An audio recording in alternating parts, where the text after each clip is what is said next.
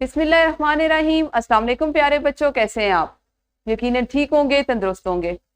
प्यारे बच्चों, जैसा कि आप जानते हैं हम पढ़ रहे हैं उर्दू और जमात है हमारी 100, सबक नंबर 17 और हमने उसको 5वें हिस्से में आज पढ़ना है। सबक नंबर 17 का उन्वान है सफाई निस्फ ईमान है, यानी सफाई को कायम रखना, उसका ख्याल रखना। तकरीबन उसको करने से हमारा आधा ईमान जो है वो मुकम्मल हो जाता है। आप आज के सबक में जिन हासिलात ताल्लुम के मुतालिक सीखेंगे, जो नई चीजें आपके सीखने वाली होंगी वो होंगी सबक पढ़कर इसके मतन से मुतालिक सवालात के जवाबात लिख सकें और मतन में शामिल नए अल्फाज को अपने जुमलों में इस्तेमाल कर सकें। हमने इस पे एक हासिल ताल्लुम को कल भी किया था, क्योंकि हमारे कल के सबक में कल का जो हमने मतन पढ़ा उससे मुतालिका जो सवालात थे हमने वो कल ही हल किए। आज आप इसके साथ ही साथ अल्फाज का जुमलों में इस्तेमाल सीखेंगे, लेकिन सबसे पहले सबसे जरूरी बात इस्लामी नुक्ता नजर, उम्मत के मुशक्कत में पढ़ने का ख्याल ना होता तो मैं हर नमाज के वक्त उनको मिसवाक का हुक्म देता। सही अल बुखारी। नबी अकरम सल्लल्लाहु अलैहि वसल्लम ने फरमाया कि अगर मुझे अपनी उम्मत के मुशक्कत में पढ़ने का ख्याल ना होता, यानी मेरी उम्मत जो है वो इस तकलीफ का शिकार ना हो जाती, तो मैं उनको हर नमाज से पहले या हर नमाज के वक्त, जिस वक्त वो वुजू करते तो उसको मिसवाक का हुक्म उनको देता। यानी इतनी ज्यादा सफाई की अहमियत, इस पे हमने कल भी बात की थी, इतनी ज्यादा अहमियत बताई गई है कि आप वैसे तो हर तरह से सफाई का ख्याल रखें, लेकिन अगर हम सिर्फ वुजू की ही बात करें तो इसके लिए भी आप देखें कि मिसवाक का हुक्म दिया जाता, यानी सफाई कायम रखने का एक जरिया होता। हम करेंगे जी दोहराई, इस्लाम में सफाई की क्या अहमियत है, आपने मुझे ये बताना है। कल का मतन जहन में रखिए और उसके मुताबिक से जवाबात दीजिए। वीडियो रोके और हर बच्चा खुद से उसने क्या समझा कि इस्लाम में सफाई की क्या अहमियत बयान की गई है, उसके मुताबिक जवाब दे। जी दोहराई आप सबने कर ली। पढ़ने से पहले मजीद जानते हैं, हर नमाज के साथ वुजू करने का हुक्म इसलिए दिया गया है ताकि हम बीमारियों से महफूज रह सकें। कितनी बड़ी बात है। आप बताइए मुझे, दिन में हम पे कितनी नमाजें फर्ज हैं? 5 मर्तबा हम हाथ धोते हैं अच्छी तरह से, उसके बाद हम कोहनियों तक अपने बाजू धोते हैं, अपने चेहरे को धोते हैं, नाक के अंदर पानी लेके जाते हैं, हलक तक पानी लेके जाते हैं कुली करने के लिए, पैरों को धोते हैं टखनों तक। यानी वो हमारे जिस्म के वो तमाम अज्जा जो सामने होते हैं, जो धूल मट्टी और मौसमी असरात के ज़रिए असर आ सकते हैं, उनको बार बार साफ करने का हुक्म दिया गया है। देखिए, हमारे हाथ नजर आ रहे होते हैं, हमारे पैर नजर आते हैं, हमारे पैरों पे मट्टी धूल पड़ती है, हमारे चेहरे पे पड़ती है, और सर का मसा और गर्दन का, कि जहां जहां वो तमाम जिस्म के आजाद जो लिबास से बाहर होते हैं उनके लिए वजू का हुक्म दिया गया। यानी हम उनके वजू करते हैं, उनको साफ करते हैं, और इससे क्या फर्क पड़ता है कि हम बीमारियों से महफूज रहते हैं। जब आप बार बार अपने हाथों को धोएंगे, चेहरे को धोएंगे, पैरों को धोएंगे, तो क्या आप बीमार हो सकते हैं? यकीनन नहीं। इस्लाम ने जो हमें तालीमात दी उनकी हिकमत को समझिए, उसको समझेंगे तो हम साइंसी बुनियादों पे, तिब्बी बुनियादों पे तंदुरुस्त रहेंगे। आपको पता है ना आज हमने क्या काम करना है? तो आज हम सबक पढ़ेंगे वो वाला मतन जो कल हमने नहीं पढ़ा था, यानी बाकी निस्फ जो रह गया था उसको हम आज मुकम्मल करेंगे और मश्क को हल करेंगे। ठीक है, तो जल्दी से किताबें खोलिए, जहां से कल हमने छोड़ा था वहां आगे से हम पढ़ना शुरू करते हैं। अपने पाँव को भी साफ सुथरा रखें, इसीलिए मजहब इस्लाम ने साफ सुथरा रहने का तरीकेकार मुतय्यन कर दिया है। हर नमाज के साथ वुजू करना लाज़िम करार दिया गया है। जब हम 5 वक्त की नमाज पढ़ते हैं तो अपने जिस्म और जहां नमाज अदा की जाए उस जगह को पाक रखते हैं। इस तरह अल्लाह ताला भी खुश होता है।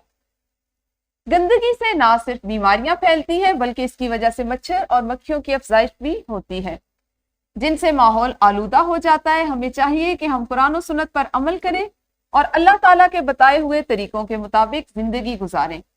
अपने घर, मोहल्ले और स्कूल को गंदगी से पाक रखें। हम अगर कचरा कूड़ादान में डालेंगे तो हमारा घर और मोहल्ला गंदगी और गिलाजत से बच जाएगा। हम पाकिस्तान में रहते हैं और पाकिस्तान का मतलब है पाक सरजमीन। हमें सरजमीन को हर किस्म की बुराई और गंदगी से पाक रखना चाहिए।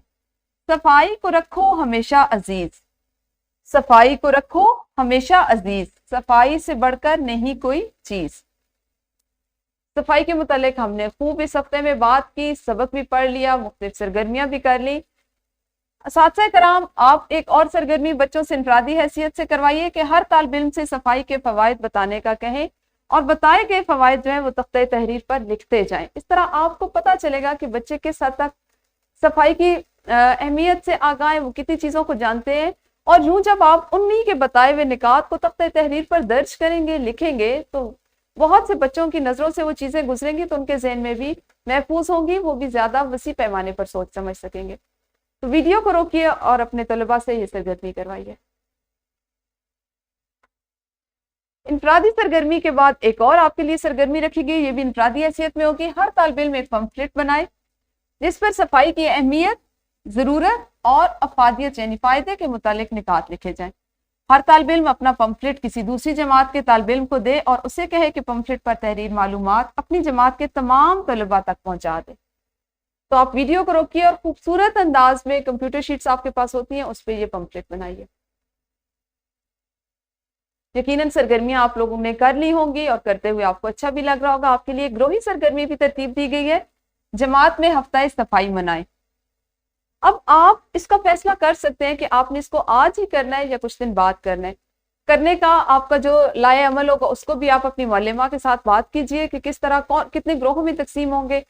کون سا گروہ جو ہے وہ جماعت کی جو کھڑکیاں اور دروازے ہیں ان کو صاف کرے گا، کون سا گروہ جو ہے وہ پنکھوں کی صفائی کروائے گا، کون سا گروہ جو ہے جو کمرہ جماعت کی دیواروں پر چارٹ پیپر لگے ہوئے ہیں ان کی صفائی کا بندوبست کرے گا، تختہ نرم کی صفائی، اسی طرح تختہ تحریر کی صفائی، فرنیچر کی صفائی، اور جماعت میں اگر کوئی الماریاں پڑی ہوئی ہیں تو ان کی صفائی کا.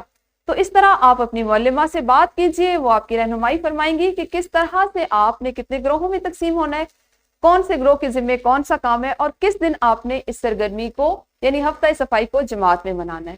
تو ویڈیو روکیے اور اس پر عمل کیجئے. یقیناً گروہی سرگرمی آپ کی مکمل ہوئی. مشق میں سوال نمبر 1 کے وہ اجزاء جو کل ہم نے نہیں کیے تھے زبانی جوابات والے، وہ آپ ابھی کریں گے اور آپ کی معلمہ آپ سے جیسے جیسے سوالات پوچھیں گے آپ نے ان کو جواب دینے ہیں. اس کے بعد تیسرا سوال تھا ہمارے پاس، سبق کو مد نظر رکھتے ہوئے درست جواب کا انتخاب کریں اور متعلقہ دائرے کو نیلے قلم سے بھریں. اس کا جزء نمبر 2، 3 اور 4 ہمارے آج کے سبق میں شامل ہے، تو اس کو آپ مکمل کریں گے. اور جزء نمبر 5 اور 6 یوں یہ سارا سوال مکمل ہو جائے گا. اور آپ اس کے بعد اگلا سوال کریں گے، سوال نمبر 4، جزء نمبر 2، 3 اور 5، کیونکہ اس کا جزء نمبر 1 اور 2 ہمارے کل کے متن سے متعلق تھے اور آپ کو یاد ہوگا کہ ان کے جوابات ہم کل کی تاریخ میں لکھ چکے ہیں. آج سیکھنے کی چیز میں ایک نئی چیز تھی آپ کے پاس، ایک نیا حاصل تعلم تھا، اور وہ تھا الفاظ کو جملوں میں استعمال کرنا. اب جب آپ جملہ سازی کرتے ہیں تو ہر بچہ اپنی سوچ کے مطابق، اپنے ذخیرہ الفاظ کے مطابق جملہ سازی کرتا ہے. آپ کے پاس جملے بنانے کے لیے الفاظ ہیں متفق، تلقین، غلاظت، افزائش اور بیماریاں. آپ کی درسی کتاب کے سبق نمبر 17 کا سوال نمبر 10، صفائی کے 5 فوائد تحریر کریں. گھر کے کام میں شامل ہے جی، گھر میں موجود صفائی سے متعلق اشیاء کی تصاویر کاپی پر چسپاں کریں اور ایک ایک جملے میں بتائیں کہ یہ اشیاء کس کام آتی ہیں. اسی سے متعلقہ ہمارے سبق کا عملی منصوبہ بھی ہے جس کو آپ آج ہی شروع کریں گے. آپ نے صفائی سے متعلق کوئی سی 5 اشیاء کی تصاویر کاپی پر چسپاں کرنی. چونکہ ہم کاپی پر چسپاں کرنے کے لیے گھر کے کام میں ایک اور کام کریں تو اس کے لیے آپ ایک کتابچہ بنائیں گے. اسی طرح جیسے آپ اس سے پہلے بناتے آئے ہیں کہ آپ مختلف جو آپ کے پاس شیٹس ہوتی ہیں ان سے ایک کتابچہ بنائیے، اس پر صفائی سے متعلق 5 اشیاء کی تصاویر چسپاں کیجئے اور ایک ایک جملے میں بتائیں کہ یہ اشیاء استعمال نہ کرنے سے صحت کو کیا کیا نقصان پہنچ سکتا ہے. اور آپ نے یہ بھی زبانی بتانا ہے کہ آپ نے آخری بار ان کو کب استعمال کیا تھا. کس طرح سے کرنا ہے اس کو کرنے کا طریقہ میں آپ کو بتا دیتی ہوں. کتابچہ آپ اس صورت میں بنائیں گے، آپ کو یقیناً یہ نظر آ رہا ہوگا. آپ عنوان لکھیں گے اپنے سبق کا، صفائی نصف ایمان ہے، اور چونکہ آپ عملی منصوبہ کر رہے ہیں تو آپ اس کے نیچے لکھیں گے عملی منصوبہ. اس کے بعد آپ نے صفائی کی 5 اشیاء یعنی 5 صفحات ہونے چاہیے. پہلے صفحے پہ جیسے میں نے یہاں پہ جیسا کہ آپ کو دکھائی دے رہا ہے لگا لی صابن کی تصویر، ایسا ہی ہے نا. یہاں پہ میں نے ایک صابن کی تصویر لگائی اور یہ اشیاء استعمال نہ کرنے سے صحت کو کیا نقصان ہوتا ہے، ادھر میں نے لکھا اس کا نقصان. اگر ہم صابن سے ہاتھ نہیں دھوئیں گے تو میں گندگی اور تو میل، گندگی اور جراثیم ہمارے پیٹ میں جائیں گے اور ہم بیمار ہو جائیں گے. ایسا ہی ہے نا, اگر آپ صابن سے ہاتھ نہیں دھوتے تو وہ تمام جراثیم, وہ گندگی, میل کچیل آپ کے ہاتھوں پہ رہ جاتا ہے, اور آپ ان ہاتھوں سے جب کھانا کھاتے ہیں تو آپ کے پیٹ میں چلا جاتا ہے اور آپ بیماری کا شکار ہو جاتے ہیں. اس طرح سے آپ نے کتابچے کی صورت میں عملی منصوبے کو کرنا ہے. ٹھیک ہے, اس کے بعد ایک ورک شیٹ ہے جس میں آپ کو ایک اقتباس دیا جا رہا ہے جس کو آپ نے غور سے پڑھنا اور سوالات کے جوابات تحریر کر کے آنے. ٹھیک ہے, اور مزید اسی میں سے کچھ الفاظ کا چناؤ کیا گیا ہے جن سے آپ جملہ سازی بھی کریں گے. یہ کام آپ کو اس لیے دیا جا رہا ہے کہ آپ مزید جو ہمارے حاصلات تعلم ہیں ان کی مشق کر سکیں. ورک شیٹ آپ گھر سے کر کے لائیے. عملی منصوبہ آپ کا آنے والے 2 سے 4 دنوں میں مکمل ہو سکتا ہے. جب مکمل ہو آپ نے لا کے اپنی معلمہ کو دکھانا ہے, پھر اس کو اپنے پاس محفوظ کر لیجئے تاکہ جب کبھی آپ اس کو دیکھیں تو آپ کو پتا چلتا رہے کہ آپ نے کون سی چیز کا استعمال کرنا ہے, اور اس کو استعمال نہ کرنے سے آپ کو خدا نخواستہ کیا نقصان ہو سکتا ہے. کل ملیں گے اسی سبق کو اگلے حصے کے ساتھ پڑھنے کے لیے. اس وقت تک آپ سب اپنا خیال رکھیے. اللہ حافظ. شکریہ.